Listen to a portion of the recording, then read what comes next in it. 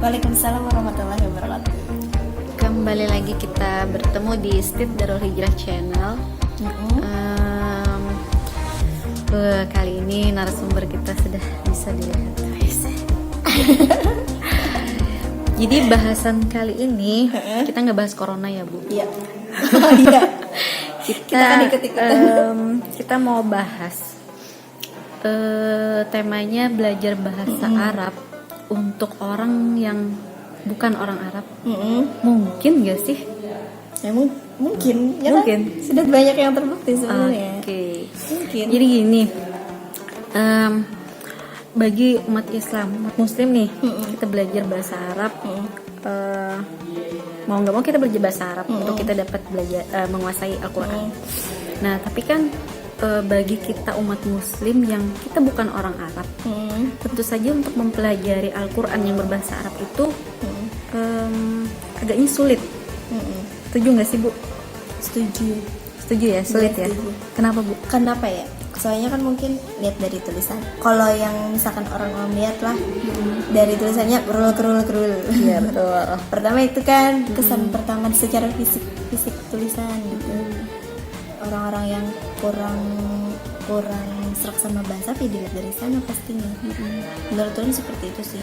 Terus kalau yang bahasa lain kan rata-rata huruf-huruf fonem-fonem buhannya itu mirip-mirip aja katanya.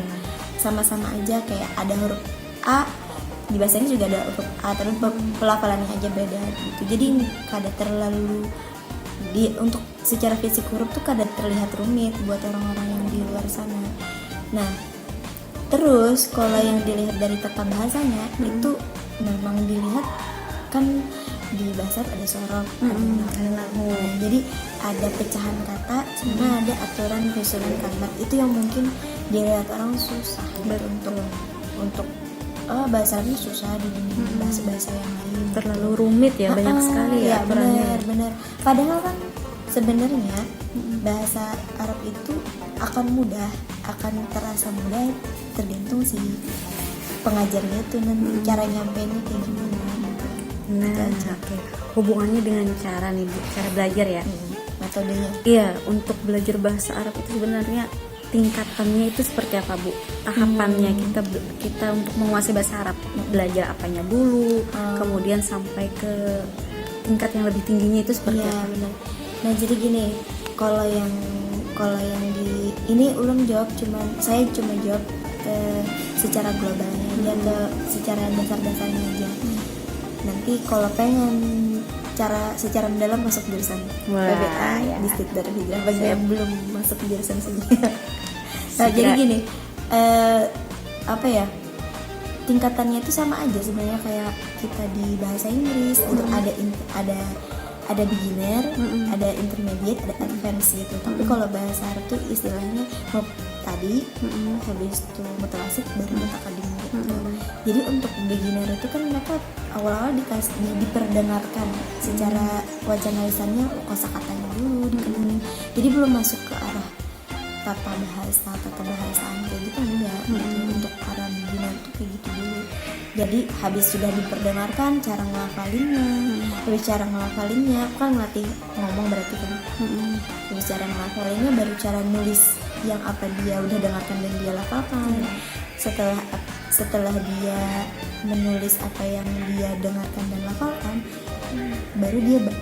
baru dia bisa baca, dibaca dulu, baru dia tulis gitu. Jadi tahapan pertama tuh sebenarnya kemampuan dia mendengarkan bahasa itu dulu.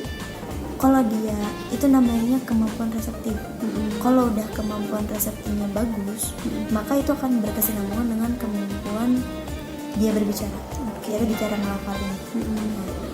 Kemudian kalau udah cara ngelafalinnya bagus, dia naik tingkat nih ke tahapan kemahiran membacanya.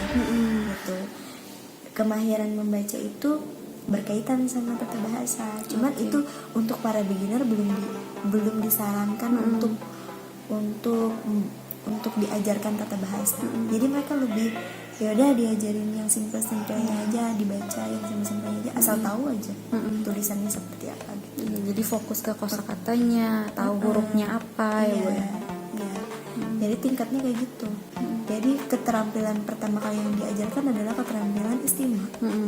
Istima itu keterampilan mendengar. Kalau di bahasa Inggris listening. Menyimak ya, mendengar. Habis baru listening, dari listening baru speaking gitu. Kalau dalam bahasa namanya keterampilan berbicara itu maharatul kalam. Baru naik tingkat ke keterampilan membaca. Habis keterampilan membaca baru diasah lagi keterampilan menulisnya. Jadi kalau diibaratkan anak kecil nih ya Bu, anak kecil baru lahir, itu kan dia nyimak dulu. Iya benar. Bayi-bayi itu balita itu nyimak dulu diajarin mama. Terus dia ada bicara, ngikutin mama. Ngikutin kan. Setelah beranjak terus dia bisa baca, belajar baca. Setelah bisa baca dia tahu tulisannya seperti apa. Dia bisa menirukan dalam menulisnya. Nah gitu. Sebenarnya bahasa tuh seperti itu. Oke. Ringkasnya tuh kayak kita pertama kali lahir belajar bahasa. Iya, apa dulu keterampilan apa dulu yang kita pakai, kosakata apa yang pertama kita terima. Ya gitu juga kita belajar bahasa kedua seperti itu secara alami. Ada nggak sih Bu buku gitu yang menurut Ibu dia recommended untuk para guru? Iya, untuk sebagai acuan. Iya, betul. Yaitu kalau biasanya kalau di pendidikan bahasa Arab itu buku pegangannya itu karya Rusdi Ahmad Tuaima. Jadi di situ beliau judulnya Ta'lim al-Arabiyah di Ghairi an-Natiqin Nabiha. Jadi beliau menceritakan bagaimana tingkatan-tingkatan pembelajaran bahasa Arab bagi yang non Arab, cara belajarnya seperti itu. Jadi ada tahapannya tuh beginner dulu, mubtadi dulu, mutawasit baru mutaqaddim. Di dalam beginner, mutawasit dan mutaqaddim itu keterampilan istima dulu, baru keterampilan berbicara, baru keterampilan membaca, baru keterampilan menulis. Jadi setiap ininya tingkatan seperti itu. Dalam buku itu ada ya Bu, yang lengkap ada ya Bu. Nah, oke, para pembelajar bahasa Arab tuh kayaknya wajib deh jadi buku pegangan. Iya, jadi buku pegangan. Sebelumnya Ri, maaf banget, ternyata saya lupa ya memperkenalkan Ibu Mar'a. Jadi kenapa saya tanya ke Ibu Mar'a masalah ini, karena beliau ini Ibu Mar'a ini kan S1 S2-nya pendidikan bahasa Arab gitu ya. Dan beliau juga dosen tetap di Institut Darul Hijrah. Dia Mar'a Rabi Radia MPD Magister Pendidikan Islam. Jadi mungkin itu dulu ngobrol bareng Ibu Mar'a kali ini, ngobrol bareng kita di Institut Darul Hijrah Channel. Terima kasih banyak Ibu atas tambahan wawasannya, ilmunya.